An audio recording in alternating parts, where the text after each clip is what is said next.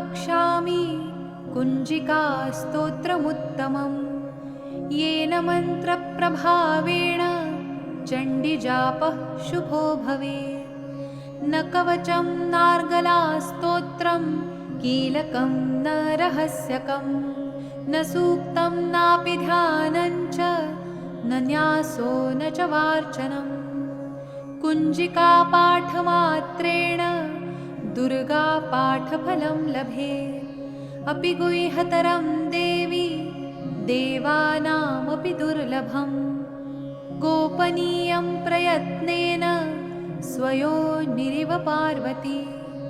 मारणं मोहनं वश्यं स्तम्भनोच्चाटनादिकं पाठमात्रेण संसिद्ध्येत् कुञ्जिकास्तोत्रमुत्तमम्।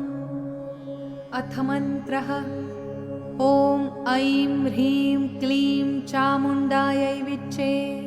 ॐ ग्लौं हूं क्लीं जूं सः ज्वालय ज्वालय ज्वल ज्वल प्रज्वल प्रज्वल।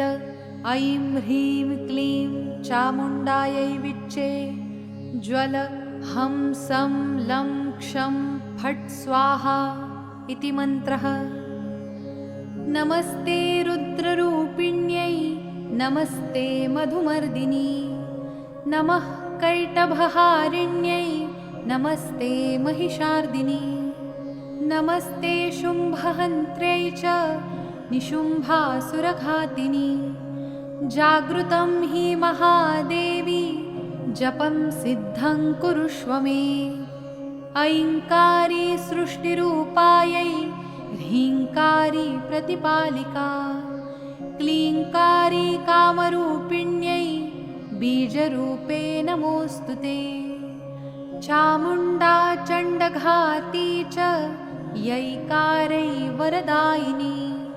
विच्चे चाभयदा नित्यं नमस्ते मन्त्ररूपिणी।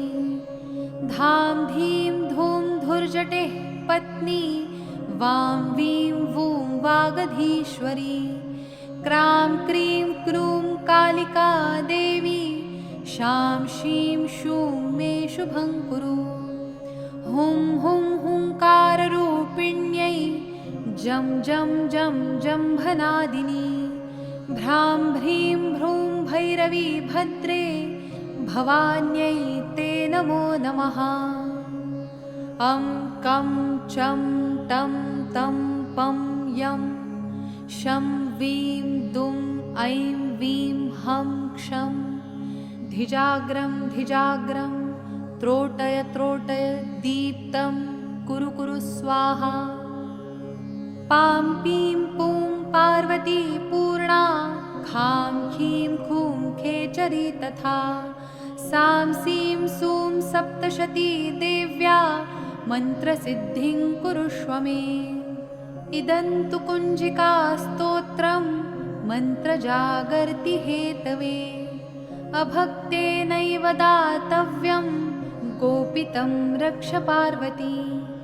यस्तु कुञ्जिकया देवी हीनां सप्तशतीं पठेत् न तस्य जायते सिद्धिररण्ये रोदनं यथा। इति श्रीरुद्रयामले गौरीतन्त्रे शिवपार्वतीसंवादे कुञ्जिकास्तोत्रं सम्पूर्णम्। ॐ तत्सत्।